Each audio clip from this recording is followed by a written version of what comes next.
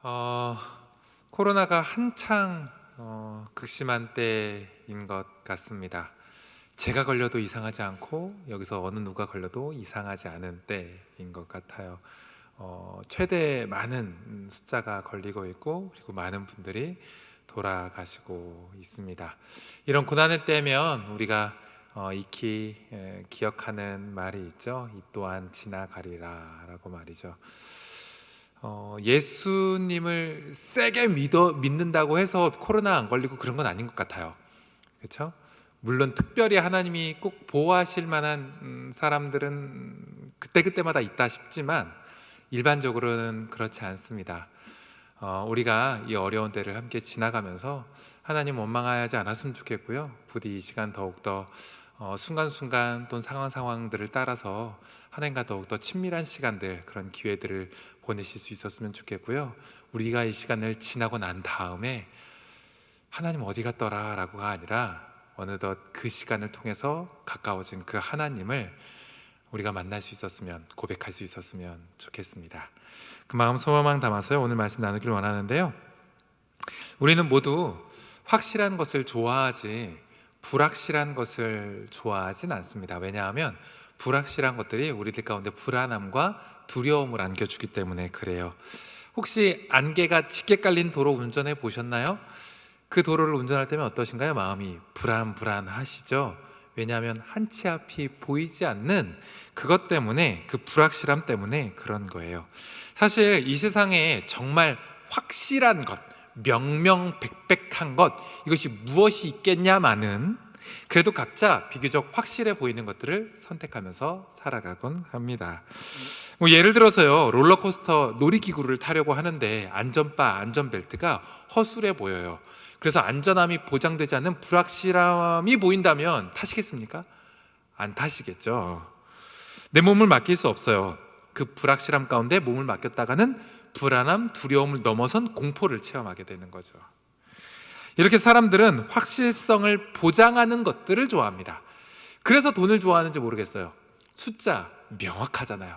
그리고 숫자만큼 영향력이 확실하잖아요. 그런데 또 전쟁이 나거나 그러면 사람들은 또 어떻게 해요? 그 화폐 가치의 불확실함 때문에 더 확실한 대체 화폐를 구입하죠. 금 같은 거 말이죠. 이렇게요, 우리는 불안을 해소하기 위해 보통 불확실성은 줄이고 확실성은 높이기 위해 애를 씁니다. 오늘도 열심히 사셨죠? 오늘도 열심히 사셨다면 이런 노력이셨을지 모르겠어요. 내 삶의 불확실성은 줄이고 확실성은 높이기 위해서 살았을 확률이 큽니다. 요즘 내 집 마련 이렇게 얘기하잖아요. 왜 이렇게 사람들이 내 집 마련하려고 해요? 내 삶의 확실성을 높이기 때문에 위해서 그런 거죠. 그런데요, 오늘 아브라함의 그 상세기에 보이는 아브라함의 모습을 보면 정반대의 모습이 보입니다. 아브라함이 롯과 동거했었죠. 그리고 여기에 하나님이 복을 주셨어요. 그래서 그때 당시 화폐의 가치인 가축들이 불어나게 됐습니다. 이게 무슨 말이에요? 저들에게는 불확실성은 줄고 확실성이 늘어서 보다 안전하게 됐다는 의미예요. 그런데 여기에서 변수가 발생했죠. 가축이 많아지다 보니까 자리 싸움이 일어나는 거예요. 여기서 사람들은 주로 어떤 선택을 하나요? 내 밥그릇 챙겨야죠. 그렇죠? 보다 나은 땅을 먼저 선점하기 위해서 애쓰겠죠. 그것이 앞날의 안전함을 보장한다고 믿으면서 말이죠. 그런데 아브라함은 어떻게 해요? 롯에게 자리를 양보합니다. 양보하는 선택을 해요.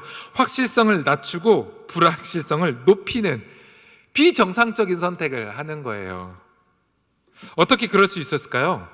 일반적으로 생각하면 태생적으로 조금 이타적이고 마음씨 좋은 사람들이 있긴 합니다. 그래서 양보를 줄곧 하는 사람들 있잖아요. 그리고 아브라함이 삼촌이고 롯이 조카였잖아요. 아브라함 체면상 이렇게 흔히 말해서 가오라고 하죠. 체면을 살리기 위해서, 가오 잡기 위해서 통 크게 양보하는 척 했을 수 있겠다 싶습니다. 그런데요, 성경을 쭉 읽어온 사람이라면 아브라함이 그런 사람이 아니라는 걸 잘 알 수 있어요. 앞에 어떤 사건이 나오죠? 애굽에 가서 아브라함이 자신의 목숨을 부지하기 위해서 아내를 팔아먹는 사건이 나오잖아요. 어떻게 착한 마음씨와 그리고 체면을 가지고 그런 일을 할 수 있었겠어요? 그는 절대로 나보다 남을 생각하거나 체면을 생각하는 사람이 아니었어요. 타고난 이타적인 성향상 혹은 그의 체면상 양보할 사람은 아니었던 거죠. 그럼 무엇이 이런 그가 자신의 확실성을 줄이고 불확실성을 높이는 양보라는 선택을 할 수 있었던 진짜 이유는 무엇일까요? 이게 오늘 말씀의 핵심인데요. 그에게 믿음이 있었다는 거예요. 믿음. 그에게 확실성을 보장하는 요소는요, 돈도 아니었고 가축도 아니었고 좋은 땅도 아니었어요. 하나님이었던 거죠. 저는 이게 신앙생활이고 하나님과 동행하는 사람의 모습이라고 믿습니다. 눈에 보이는 세상의 확실성을 따르며 내가 계획하고, 내가 생각하고, 내가 판단하고, 내가 예측하고 계산해서 안전해 보이는 것만 선택하며 살아가는 것이 아니라 눈에 보이지 않는 하나님을 확실성으로 두고 불확실성에 도전할 수 있는 사람, 이 사람이 믿음의 사람이고 하나님과 동행하는 사람이에요. 아브라함은요, 하나님께 부름받은 순간부터 이런 삶을 살기 시작했어요. 창세기 12장 1절인데요. 여호와께서 아브라함에게 이르시되 너는 너의 고향과 친척과 아버지의 집을 떠나 내가 내게 보여줄 땅으로 가라. 보여준 땅이 아니죠. 보여줄 땅이죠. 이 장면을 히브리서는 이렇게 풀이했어요. 히브리서 11장 8절 믿음으로 아브라함은 부르심을 받았을 때에 순종하여 장래의 유업으로 받을 땅에 나아갈새 갈 바를 알지 못하고 나아갔으며, 확실성으로 나아간 것이 아니라 불확실성 가운데 살게 됐단 말이죠. 정말 한 치 앞도 보이지 않는 안개가 잔뜩 낀 길을, 그 불확실성의 길을 걸어야 했다는 겁니다. 그렇게 아브라함은 걷다가 실패를 경험하기도 해요. 좀 전에 언급했던 애굽으로 내려간 이야기요. 애굽으로 내려가게 된 계기, 이유가 뭔지 기억하십니까? 창세기 12장 10절이에요. 그 땅에 기근이 들었으므로 아브라함이 애굽에 거류하려고 그리로 내려갔으니 이는 그 땅에 기근이 심하였음이니라. 기근이 심했대요. 무슨 말인가요? 그 땅에 불확실성이 짙어진 거예요. 그래서 조금 더 확실성이 높아 보이는 땅, 애굽 땅으로 가게 된 거죠. 이게 그에게 믿음의 실패였고 위기였고, 그래서 자신의 아내를 잃어버릴 수 있는 위기에 처했던 겁니다. 여러분, 믿음의 삶은요, 확실성을 이 세상의 어떤 것, 즉 돈이나 땅, 재산, 사람, 지식, 재물, 주변 상황, 시대 상황, 혹은 나의 계산, 예측, 판단에 두지 않고 오직 하나님께 두는 것입니다. 그래서 그 하나님이라고 하는 확실성, 그 담보된 확실성 가운데 불확실성에 도전할 수 있는 사람, 그런 믿음의 모험을 할 수 있는 사람, 이런 사람이 하나님과 동행하는 사람이라고요. 이게 믿음의 삶입니다. 믿음을 이야기하는 히브리서 11장을 보면 어떤 사람들이 나와요? 믿음으로 불확실성에 도전하는 사람들의 이야기가 나오는 거예요.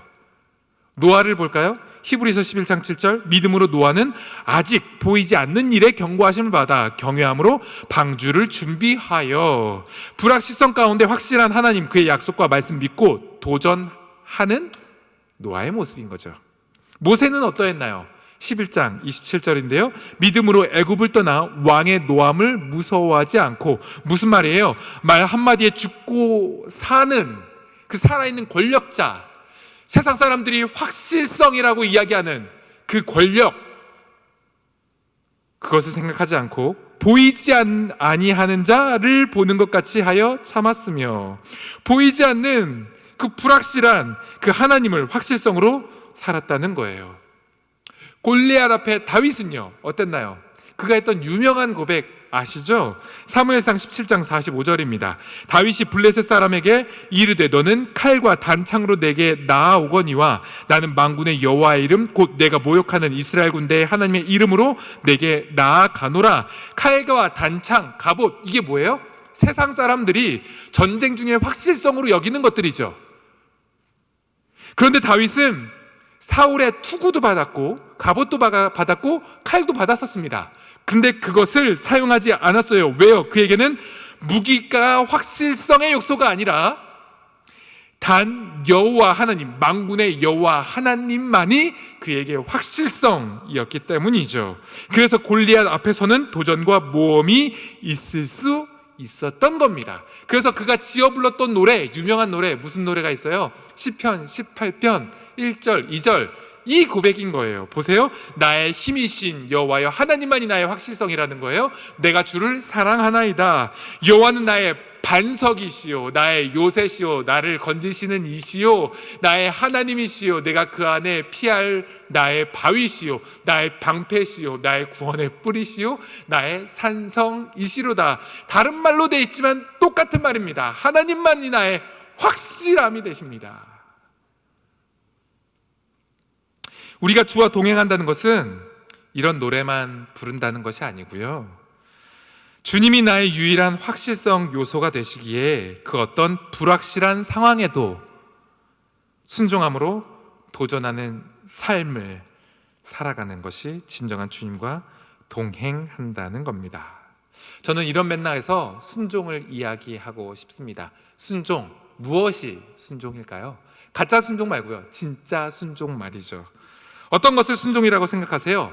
내 머리로 다 이해되고 계산되고 예측되어 그런 확실성 가운데서 선택하는 것, 이것이 순종일까요? 우리 교회 이야기는 아니고요, 제가 이전에 섬겼던 교회 이야기인데요, 청년들이 연말이 되면 봉사부서를 이렇게 결정하게 되잖아요. 그런데 그 봉사부서를 결정하는 데 있어서 이런저런 봉사부서들을 이렇게 뚝쭉 두고 이렇게 재는 모습을 봤습니다. 어떻게 재냐면, 어떤 부서는 일이 많네, 적네, 어떤 부서는 교육자가 괜찮네, 좀 이상하네, 어떤 부서는 친한 사람이 있네, 없네, 어떤 부서는 간식이 잘 나오네, 많네, 그리고 어떤 부서는 너무 아침부터 일찍 나가야 돼서 부담스럽고, 또 어떤 부서는 너무 좀 늦게 나가야 되는데 오후에 있는 청년부 예배와 맞닿아 있어서 점심을 못 먹을 것 같고, 뭐 이런 것들을 두고 재는 것을 보았습니다. 여러분, 물론 이렇게 해서라도 봉사해야 되겠다는 마음을 가지고 있는 것이 기특하긴 하지만, 그래서 그걸 봉사라고 말할 수 있긴 하겠지만, 그걸 순종이라고 얘기할 수 있겠습니까? 내가 다 이리저리 계산해서 불확실한 요소 배제하고 선택하는 것이 순종일까요? 이런저런 불확실성이 있지만 하나님이 계시기에 남이 피하는 자리이기도 하지만, 이런저런 불편함이 있지만 나를 필요로 하는 자리, 하나님이 나를 부르셨다라고 하는 그 자리 지키는 것이 진짜 순종 아닐까요? 하나님이라는 그 확실성 하나 믿고 불확실성에 도전할 수 있는 것, 이것이 순종 아니겠습니까? 이것이 주님과 동행할 수 있는, 동행하는 것 아니겠습니까? 비단 이런 모습은요, 청년들뿐만 아니라 장년들도 마찬가지더라고요. 우리 교회는 제가 아직 발견한 일이 없어서 좀 편하게 말씀드릴 수 있겠는데요, 장년 성도님들도 따로 선호하시는 봉사 자리가 있으시더라고요. 혹시 알고 계시나요? 나중에 그 직분자 투표할 때 표를 많이 받을 수 있는 봉사 부서가 따로 있대요. 아십니까? 우리 교회는 어떤 부서세요? 모르시면 저에게 찾아오세요. 제가 살짝 기뜸해 드릴게요. 여러분, 이게 순종일까요? 봉사를 결정하는 일만 그런가요? 아브라함처럼 일상생활에서 양보하는 일은 어떤가요? 그리스도인에게 있어서 양보는 단지 착한 마음씨가 있냐 없냐의 문제가 아닌 것 같습니다. 아브라함처럼 믿음의 문제일 수 있어요. 내가 손해보는 그 어떤 세상의 요소가 있겠지만 하나님이 계시고 그 하나님이 나를 책임지신다라고 하는 믿음이 있고 없고의 문제이지 않을까요? 그래서 그 하나님 때문에 그 어떤 것도 손해볼 수 있는, 불확실성 가운데 내 몸을 기꺼이 던질 수 있는, 자발적으로 그 자리 찾아갈 수 있는 그런 류의 믿음의 문제는 아니겠습니까? 결론입니다. 이렇게요, 아브라함처럼 양보하는 삶, 이렇게 불확실성 가운데 내 삶을 드리는 삶, 그런 삶을 살게 되면 어떤 마음, 어떤 감정을 갖게 될까요? 그저 성령 충만해서 불안과 두려움 같은 것은 없고 사기 충전하여 겁이라고 하는 1도 없는 그런 상태로 지내게 되는 것을 이야기할까요? 아니요, 저는 그렇게 생각하지 않습니다. 전 성경에 나오는 이 유명한 사람 때문에 그래요. 베드로라고 하는 사람이요. 베드로가 믿음에 도전했었죠. 그래서 물 위를 걸었습니다. 그렇게 끝까지 계속 걷다가 그 바다 위를 걷다가 배로 돌아왔습니까? 아니죠. 이내 곧 두려워서 하여 물에 빠졌습니다. 믿음의 걸음, 불확실성 가운데 내 몸을 던질 수 있겠지만 이내 곧 불안과 두려움을 가질 수 있는 것이 우리에게 있는 연약한 믿음입니다. 이것이 조금 인간적인 우리의 모습 같지 않나요? 저도 그랬던 것 같아요. 하나님께서 책임져 주신다라고 하는 믿음 가운데 목사가 되겠습니다, 신학교 가겠습니다, 죽으면 죽으리이다, 이렇게 시작했습니다. 그런데 저에게 언제 위기가 찾아왔냐면 우습게도 셋째를 갖고 나서 큰 위기가 찾아왔습니다. 어떻게 살지? 이런 생각이 찾아왔어요. 웃기죠. 믿음의 걸음을 시작했지만 불확실성 가운데 우리의 몸을 믿음으로 던지긴 했지만 이내 곧 쪼그라들고 불안하고 두려워하는 것이 우리들이지 않을까 싶습니다. 아브라함도 그랬을 것 같아요. 그런 아브라함에게 우리 하나님 찾아가셔서 이렇게 말씀하세요. 창세기 13장 14절입니다. 롯이 아브라함을 떠난 후에 그 모습을 지켜보며 좋은 자리를 선점해서 나아가는 그 롯을 보며 한숨이 나왔을 수 있는 그때에 여호와께서 아브라함에게 이르시되, 그 뒤는 제가 읽지 않을게요. 여러분들이 상상하는 그런 이야기입니다.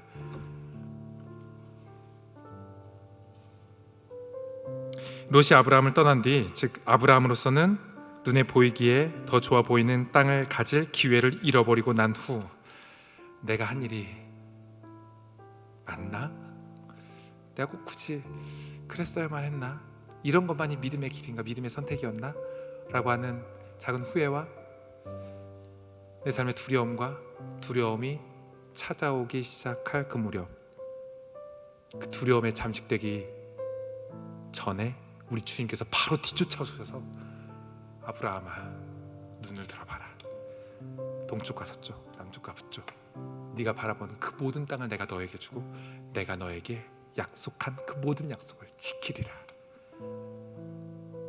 그러면서 진짜 아브라함에게서 확실성이 하나님 되신다라고 함을 우리 하나님께서 직접 나타나셔서 말씀하십니다. 믿음의 걸음을 걷는다는 것은 바로 이런 것입니다. 부디어 저와 여러분들 믿음의 걸음 걷기 시작하셨잖아요. 불확실성 가운데 내 삶을 던지기 시작하셨잖아요. 그 걸음 멈추지 마시고 그 걸음 걸어갈 때 혹시 두려움과 불안이 찾아오더라도 그 불안과 두려움 그 뒤를 바짝 뒤쫓아오셔서 나에게 말씀하시는 그 하나님 만나셔 그 하나님과 동행하시며 그 하나님이 주시는 평안 가지고 천국 그 문에까지 이를 수 있는 저와 여러분 되실 수 있길 예수님의 이름으로 축원합니다. 두려워하지 말라, 내가 너와 함께함이니라. 이런 고백은요, 믿음의 걸음을 걷는 사람에게 찾아오는 음성입니다. 우리 함께 이 찬양으로 찬양할 수 있었으면 좋겠어요.